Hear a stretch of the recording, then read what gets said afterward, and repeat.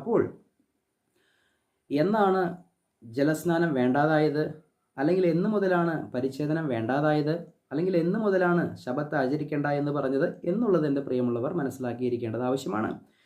ഇവിടെ വ്യക്തമായി പറയുകയാണ്, രണ്ടുപേരും വെള്ളത്തിൽ ഇറങ്ങി ഒരുവനെ സ്നാനം കഴിപ്പിച്ചു. ഫിലിപ്പോസ് ഷണ്ടനെ സ്നാനം കഴിപ്പിച്ചു എന്നുള്ളത് നമുക്ക് മനസ്സിലാക്കാൻ സാധിക്കുന്നുണ്ട്.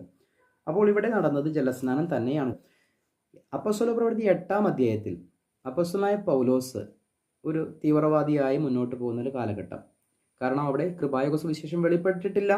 അപ്പോസ്തല പ്രവൃത്തി 9-ലേക്ക് വരുമ്പോൾ അവിടെ മുതൽ കാര്യങ്ങൾ മാറി മറയുകയാണ്. അപ്പോസ്തല പ്രവൃത്തി 8-ാം അധ്യായം വരെ നടക്കുന്ന സംഭവങ്ങൾ രാജ്യത്തിൻ്റെ സുവിശേഷ പ്രകാരമുള്ള സംഭവങ്ങളാണ്. അതുകൊണ്ടാണ് അവിടെ ജലസ്നാനവും വിശ്വസിക്കുന്നവർ സ്നാനമേൽക്കുന്നതും അപ്പോസ്തലന്മാർ വന്നവരുടെ മേൽ കൈവയ്ക്കുന്നതും പരിശുദ്ധാത്മാവ് വരുന്നതുമായിട്ടുള്ള കാര്യങ്ങൾ നമുക്കവിടെ കാണുന്നത്. പൗലോസിന് ഇത് വെളിപ്പെടുന്നതിന് മുൻപേയുള്ള ചരിത്രമാണ് അപ്പോസ്തല പ്രവൃത്തി 8 വരെ കിടക്കുന്നത് എന്നുള്ളതും നമുക്ക് മനസ്സിലാക്കാൻ സാധിക്കണം. എങ്കിൽ മാത്രമാണ് ഈ വ്യത്യസ്തതകൾ മനസ്സിലാക്കാൻ സാധിക്കുകയുള്ളൂ. രാജ്യത്തിൻ്റെ സുവിശേഷത്തിൽ രക്ഷയോടുള്ള ബന്ധത്തിൽ ജലസ്നാനം അനിവാര്യമായിരുന്നു. എന്നാൽ കൃപായുഗ സുവിശേഷത്തിൽ രക്ഷയ്ക്ക് വേണ്ടി ജലസ്നാനമല്ല, അത് പരിശുദ്ധാത്മാവിൻ്റെ സ്നാനമാണ് എന്നുള്ളതാണ് പൗലോസിലൂടെ വെളിപ്പെട്ട കൃപയുടെ സുവിശേഷത്തിൽ നമുക്ക് മനസ്സിലാക്കാൻ സാധിക്കുന്നത്.